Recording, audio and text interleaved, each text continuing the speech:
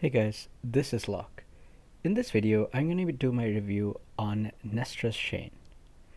So this is the third version of Shane that we've got. I don't know why they're releasing so many versions of her.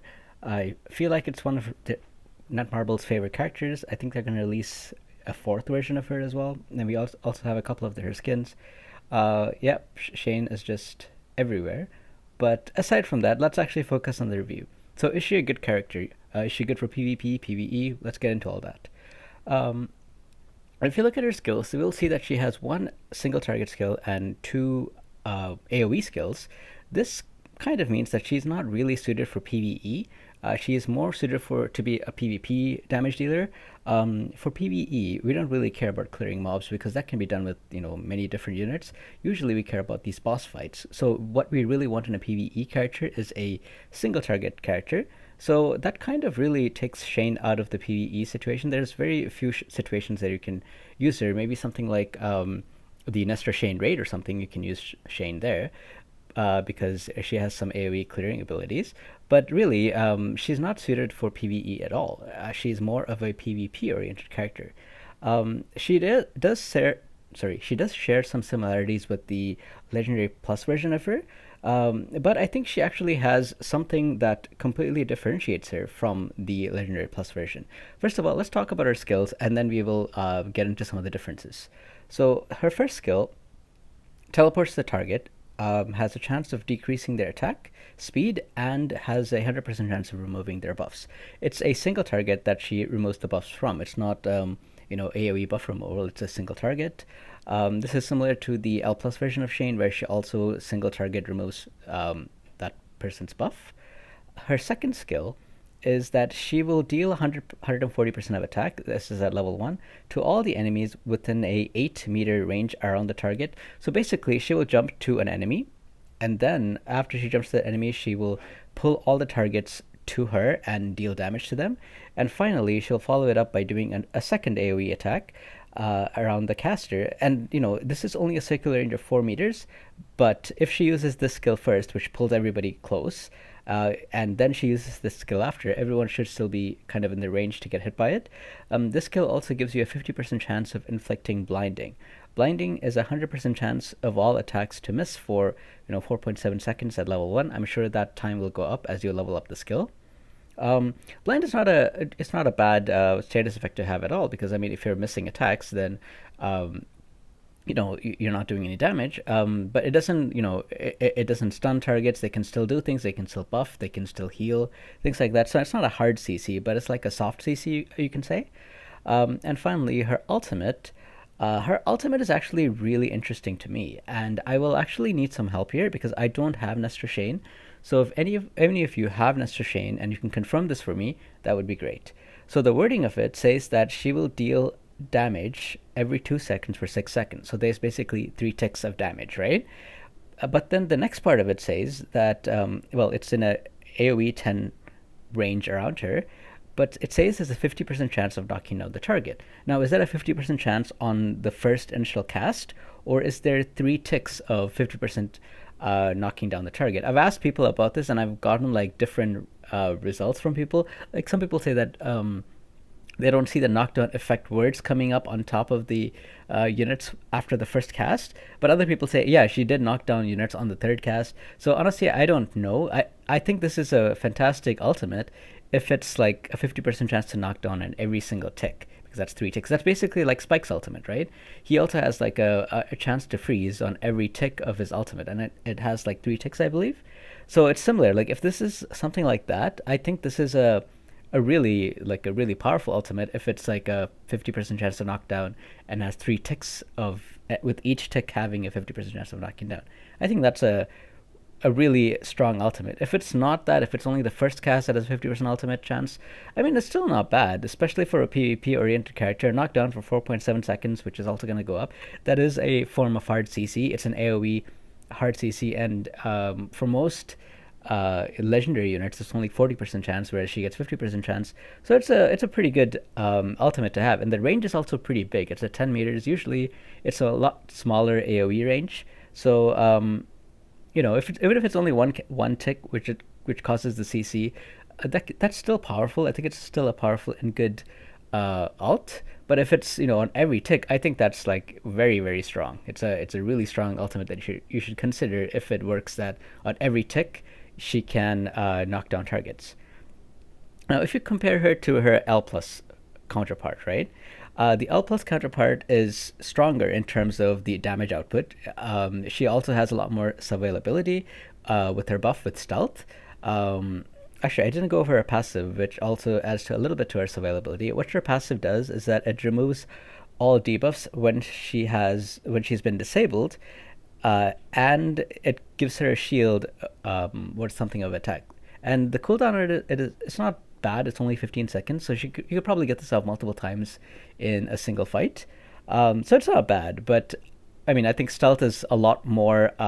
If you compare her survivability skill with uh, the legendary plus version, Shane's stealth skill, like it gives her uh, a very high chance of resisting, like basically 50% chance of resisting all status effects, and decreases her AoE skill damage by 60%, and becomes untargetable for 8 seconds. I've seen Shane's like single-handedly destroy my teams at the end of a fight before because I can't target her and she has such a high attack, and with her passive stacking crit and attack on herself, sorry, stacking attack on upon crit, she's basically able to like kill two of my units before that 8-second time wears off, and basically single-handedly wins the fight.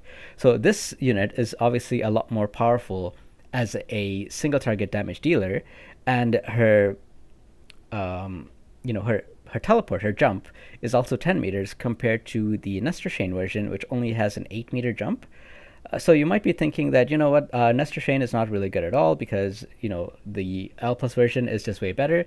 I mean, first of all, they do two different things. The L plus Shane is a single target damage dealer that does a lot of high damage, and you can also use her in PvE scenarios as well. She deals considerable damage in PvE. So she is more of a single target killer, whereas the Nestor Shane is she jumps and then she does like AoE disruption. She pulls units towards her, she blinds them, she does an AoE, an AoE CC which causes knockdown. So she's more of an AoE kind of PvP unit, and she also has she just has that jump similar to the other Shane. But the most interesting thing that I think about Shane actually is her universal type compared to the other Shane. And why I think that's important is because I see a lot of people, especially in the top tiers of an arena, like say, above 5,500 rating, right? A lot of people use L plus Shane. A lot of people use Ming, right? Sorry, not Ming. Yeah, they do use Ming, but they use L plus Shane. They use other units that target. What's it like? Target, like the damage dealers, like DPS. Like if you look at Shane's skill, right? It attacks support first. I'm actually really annoyed with the way this works, because to me it only makes sense if the opponent has a support. Like if they have a Karen, it should target that Karen. But if it doesn't have a Karen, to me it makes sense that it targets the tank, because they don't have any support, so it targets the tank. Unfortunately, that's not how it works. If they don't have a support, they then target like DPS characters, and if they don't have DPS characters, then they target rangers, or it might even be rangers first and DPS. But the point is, if they don't have a support, it targets DPS and rangers, and ignores tanks. And now with this Shane having a type of universal, it means that you can actually build units that are universal type to avoid getting targeted by L plus Shane, right? So basically, like if you have a team of universal characters, like if you have this Shane, if you have say like Fudina, which is also an AoE CC unit, and then if you have like say what's the other one, like Len, who is also a universal character that has like AoE CC, and then say you have like the regular Rudy up front, right? So you have Rudy, you have Len, you have Nestor Shane, and you have Fudina. This team doesn't have any DPS characters, it doesn't have any rangers, doesn't have any support. So if you're fighting units that target support, like for example Shane or Delins, or units like that, they will actually jump and target Rudy. And now while they're attacking and targeting Rudy, your units can wreak havoc. And your units have like huge AoE abilities, so you might actually be able to win the fight. Like while they're targeting and trying to kill your Rudy, you might be able to win the fight by attacking their backline, attacking, like first of all, you don't have Like you don't even have a target yourself. Like none of your units are specifically targeting DPS or rangers, but they have huge range on their skill, right? Like this one has an AoE range of 10 meters around her, so it's very likely that you will actually be able to get other enemies caught within your AoEs, and that will basically be the turning point. So that's how you can use Shane. You can use her in these like universal teams to force the enemy to attack your tank while you are basically doing damage to them. You can't do that with Shane, because if you have Shane and they also have Shane, if your Shane happens to be slower, she will probably be targeted by the opponent's Shane and you will lose. So you need to be the faster Shane. But if you are, if you don't have that fastest gear, if you don't have an attack speed pet, if you don't have the attack speed enhancement on, sorry, enchantment on all of your gear, then your Shane is just going to lose. But with this Shane, that's not the case anymore, because Shane doesn't target her because she's a universal character. So you can build teams around that. There are so many different viable teams. I'm planning on making another video talking about the different viable teams that I see in Arena, because there's quite a few. It's no longer just pure CC anymore. And I think the Shane actually brings out quite a few viable comps. Another comp that you can do with the Shane is like basically jump to enemies, right? So if you have this Shane followed by another unit that jumps to enemies and two rangers, so this Shane and somebody else, like whoever you want, like say you have a Rudy up front, the L plus Rudy, which is let me just go to right here. So this Rudy will also where is it now? Will charge at an enemy at 8 meters. So Shane and Rudy charges the enemies, and you have in your backline you have say Claire and Juju. And now there's sufficient distance between Rudy and Shane and your two rangers that your enemies will only be able to target one of the two groups, right? And the other group that's not targeted will basically be able to do a lot of damage. Because, I mean, Juju and Claire do a lot of damage. They do also have CC, they have buff removal, they have all those things. And Rudy does a lot of damage, same with Shane. Nestra Shane will also do a lot of damage and also has CC capabilities. So both of these teams actually do wreak havoc. So you can design a team like that where you split your force into two, and you're concentrating either the front line or the back line, and you can build a team like that. Or you can also pair her with the other Shane to try to take out enemies as soon as possible. This Shane also is targeting a single unit, but this is only a support unit. So you're basically targeting a support unit with this Shane, you're targeting a different unit with that Shane, and you're basically trying to pick off targets one by one. If you have the new Evan that was released, he is also able to, again, target a single unit and do a lot of damage to them. He also targets DPS as well, by the way. So Nestra Shane will work against him simply because she's a universal type and will not be targeted. So there's a lot of merit to her. She's not as straightforward to use as Nestra Shane, because you have to really... Sorry, she's not as straightforward to use as the L plus version of Shane, because you have to actually think about your composition and see where you want her to belong, what exactly you want her to do. But she's not a bad PvP character. She does have a place, and I have started to see some people starting to use her. She was only released, yesterday, so only the I guess the true whales would have her at like level 40 or 44 or something. But I am starting to see, some people that have started to use her, and I've also seen people starting to have like some moderate success with her. They haven't figured it out, like exactly what the best set to use on her, what the best gear recommendation is, or so on and so on. What would I recommend for gears? Probably crit. She doesn't seem to have any crit in her set, so units like Fodina or Ming, which she kind of falls under as well. Like she does a lot of AoE CC and AoE damage. I would recommend crit for all of them. So I would probably say crit would work best for her. Now, do note that I don't have her, so I don't really have an experience using her myself.